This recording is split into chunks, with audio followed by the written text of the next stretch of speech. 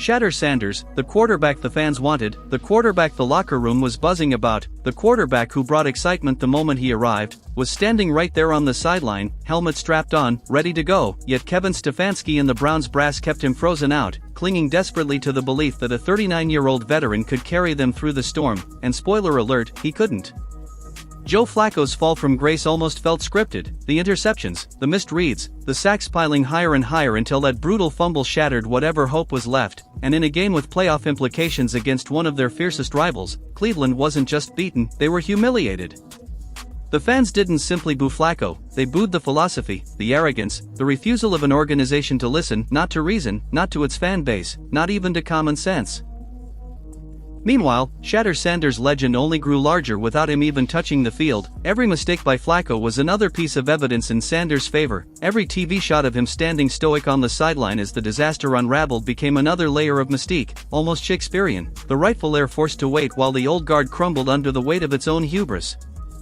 And here's the kicker, this isn't just about football anymore, it's about control, power, and an organization terrified of change. Jimmy Haslam doesn't want a rookie dictating the direction of his franchise, Stefanski doesn't want his authority undermined by a kid barely old enough to rent a car, but the truth is, they've already lost that battle, because the fans are chanting for Sanders, the media is clamoring for Sanders, and the players, though they won't say it out loud, are looking around that locker room wondering how much longer they have to endure this circus before Sanders gets his shot. That fumble wasn't just a turnover, it was a symbol of a franchise at war with itself. On one side the past, safe, predictable, uninspired, on the other the future, raw, electric, undeniable. And right now, Cleveland is clinging desperately to the past even as it betrays them in real time. The bigger picture? How many times have the Browns been here before, sticking with the supposed experienced veteran only to watch him flame out? The quarterback carousel in Cleveland is practically a national punchline, yet they seem determined to spin it again, not for logic, not for success, but to prove a point, to justify their stubbornness. And make no mistake, Flacco wasn't just losing games, he was losing credibility, draining the last ounce of patience this fan base had left, and that, more than any stat line, is the most dangerous loss of all.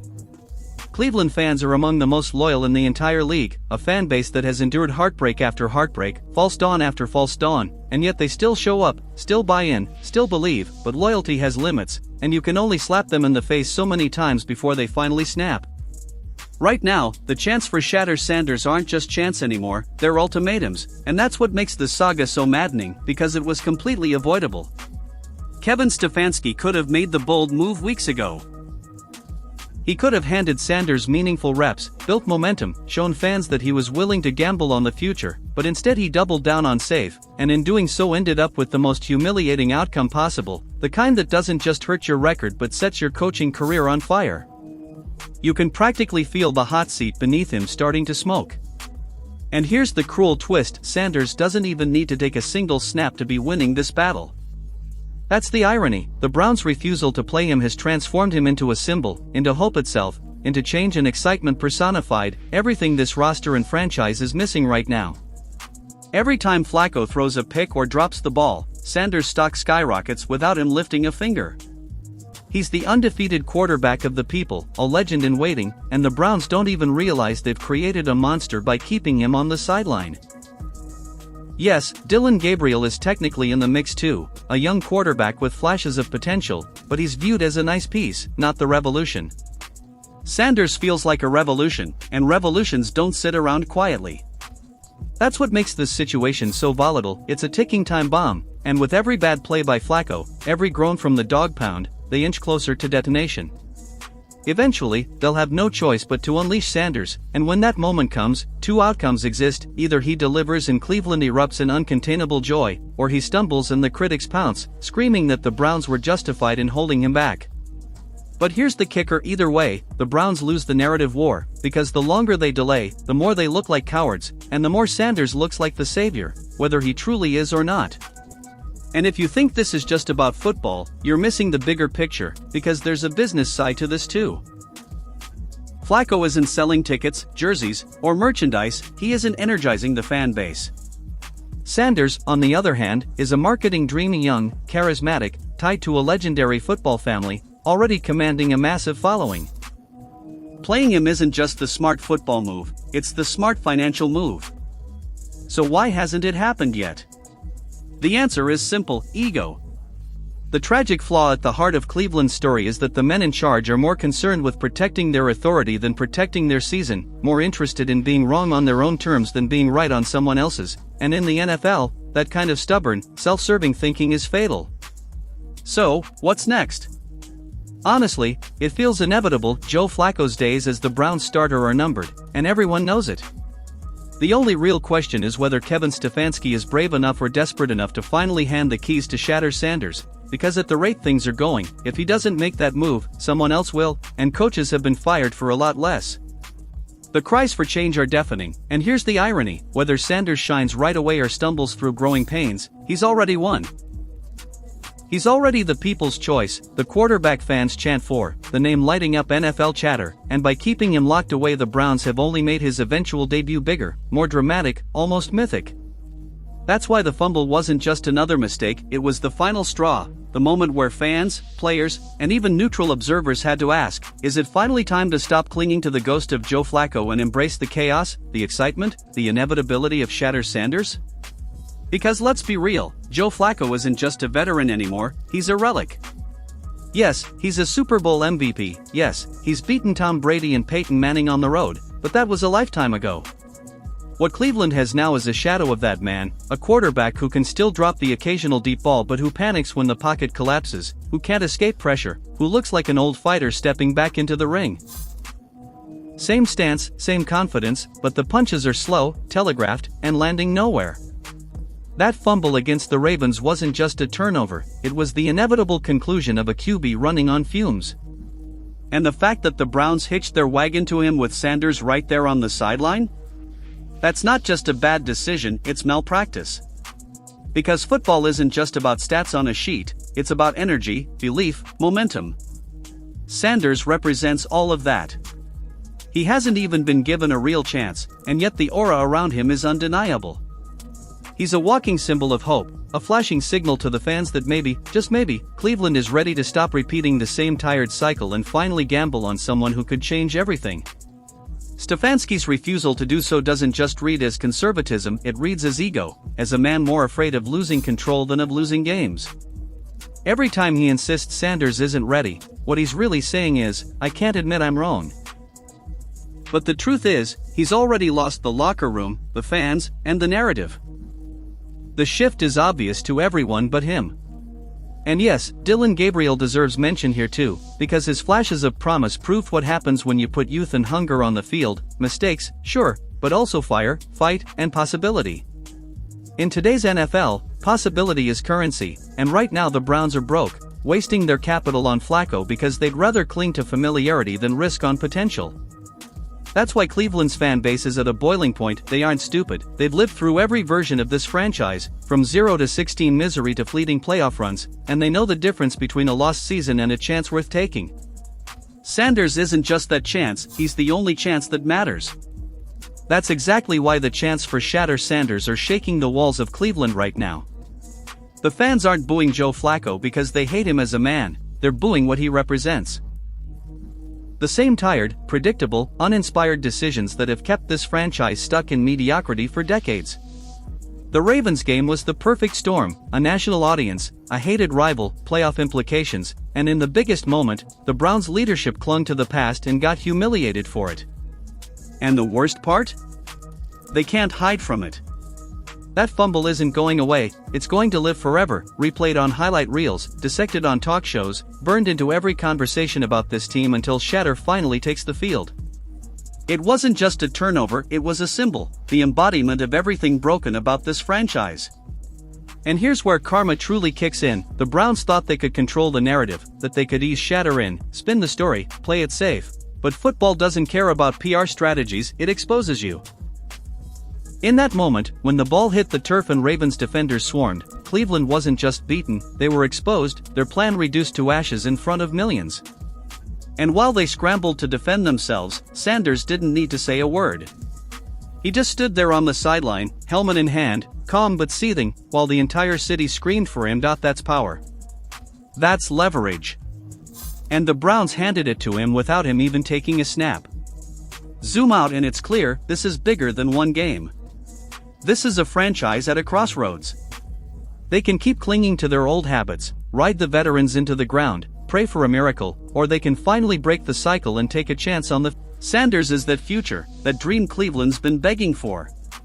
He's not guaranteed to succeed, but he's guaranteed to give this city something to believe in. And belief matters. Belief fills stadiums, sells jerseys, rallies defenses, and fuels locker rooms. Every day they delay, every game wasted on Flacco, they dig themselves deeper into a hole they may not climb out of. If Stefanski doesn't make the switch soon, he won't be around to see the payoff. Coaches get fired for far less, and this fan base won't forgive him for fumbling the future the same way Flacco fumbled that football.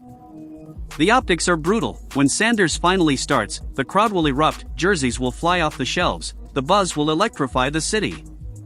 If Sanders plays well, Stefanski looks like a fool for waiting. If Sanders struggles, Stefanski still looks like a fool for waiting. Either way, the coach loses, and Sanders wins. That's how badly the Browns have botched this. The Ravens' loss wasn't just a bad night, it was a turning point, the moment the old way of doing things was exposed as not just flawed, but embarrassing. And now every eye in the NFL is on Cleveland, analysts, fans, rivals, waiting to see if they'll finally wake up and embrace the future staring them in the face.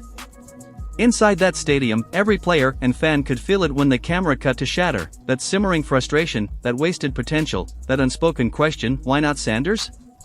It's not just about Flacco being bad, it's about leadership being afraid. Afraid of risk. Afraid of losing control. Afraid to bet on something unproven, even when the current path is guaranteed failure. That's what separates great franchises from franchises like Cleveland. Great teams know when to make the bold move, while the Browns would rather crash into a wall with a veteran than take a detour with the future. And the irony? Every second they delay, Sanders only grows bigger. He's no longer just a rookie quarterback, he's a movement, a symbol of what should be. Every Flacco mistake adds to his myth. Every wasted game fuels the chance. He doesn't even need to step on the field to win the narrative. The Browns have already handed it to him on a silver platter. And inside that locker room, that truth is impossible to ignore. Veterans who fought all year are watching Flacco implode while Sanders waits. How do you trust the plan when the plan is clearly broken? How do you keep a defense motivated when their effort is undone by a quarterback stuck in 2012? Eventually, even the most loyal players start looking sideways at the coaching staff, asking if these guys really want to win. And the fans, oh, the fans. Loyal, resilient, endlessly patient, but patience has limits. You can only ask people to believe for so long before they demand proof, and right now the proof is ugly. Flacco fumbling against Baltimore while Sanders stands idle. Those weren't boos for a man, they were boos for a philosophy, a refusal to evolve. And now Kevin Stefanski, the man in the headset, is cornered. Stick with Flacco and the fans revolt. Play Sanders and risk him struggling, and the critics pounce. But that's the point. By waiting this long, Stefanski has already lost. He's shown he doesn't trust his own instincts, and in the NFL, coaches live and die by conviction. Meanwhile, the business side of the Browns is screaming for change. Flacco doesn't sell tickets, jerseys, or hope. Sanders is a marketing dream, young, electric, tied to a legendary football family, already with a massive following. For Jimmy Haslam, the pressure isn't just football, it's financial. And when ownership, fans, players, and media are all begging for the same thing, only one man is still clinging to the past, and that man is running out of time. Here's where the karma comes full circle. The Browns thought they could play it safe by sticking with the steady veteran, the quarterback who had been there before. But in trying to avoid chaos, they stumbled into something worse: apathy. Fans don't just want wins, they want belief. They want to feel like their loyalty means something, like the team is building toward a future worth waiting for. Right now, Cleveland has stripped them of that. And karma doesn't always punish you with losses on the field, it punishes you by erasing the one thing you can't buy back once it's gone: faith. That's what's at stake now. This isn't just about whether the Browns can scrape into the playoffs, this is about whether they can finally stop tripping over the same mistakes that have haunted the franchise for decades. That Ravens game wasn't just another regular season matchup, it was a turning point.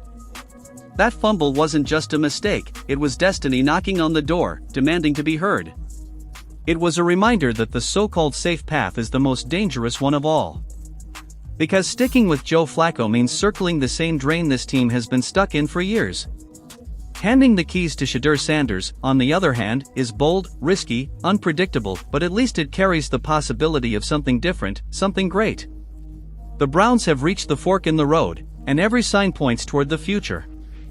The fans see it. The locker room feels it. The media won't stop talking about it. The only man pretending not to notice is the one wearing the headset on the sideline, and that stubbornness may end up costing him his job. And that's the irony of it all. Stefanski thinks he's protecting the team by holding Sanders back, but in reality, he's only accelerating the countdown on his own firing. Coaches don't survive when the chants in the stands turn into open rebellion, and that's exactly what happened in Cleveland. When the boos rained down after Flacco's fumble, they weren't just directed at the quarterback, they were aimed at the entire philosophy of this franchise. They were aimed at Kevin Stefanski, at Jimmy Haslam, at decades of mediocrity dressed up as stability. It was the sound of a fan base finally snapping, and once that happens, ownership can't afford to ignore it for long. Meanwhile, Shedeur Sanders doesn't even need to speak. His silence says more than any press conference could. Standing there on the sideline, helmet in hand, calm while the game unraveled around him, he looked like the future. Not a savior, not a miracle worker, but the inevitable next chapter. And maybe that's the poetic twist in all of this. Maybe Cleveland has to hit rock bottom one more time before finally embracing the chaos, the excitement, the possibility Sanders represents. Maybe that Ravens game wasn't just instant karma, it was the beginning of the end for the old Browns and the first glimpse of something entirely new. The only question left now is whether the franchise has the guts to listen, or whether they'll keep clinging to the past until there's nothing left to cling to. The Browns' refusal to play Shedeur Sanders is only fueling his mystique, only making the chance for his debut louder with every passing week. And here's the part Cleveland's leadership still doesn't seem to understand: this isn't really a choice anymore. It's not about if Shedeur Sanders will play, it's about when. Every game they delay, every turnover they endure, every wave of boos that echoes through the stadium pushes them closer to the inevitable. The only suspense left is whether Kevin Stefanski will still be employed when that moment arrives. Because let's be honest, this fan base has had enough.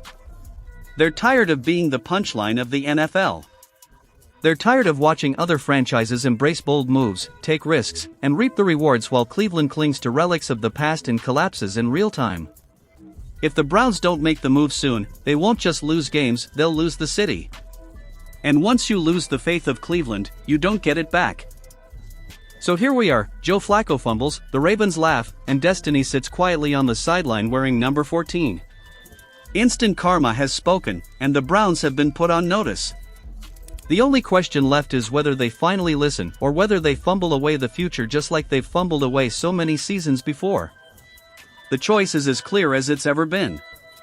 Hand the keys to Shedeur Sanders, or watch the entire franchise unravel under the weight of its own fear. The fans are ready. The league is watching. Destiny is waiting.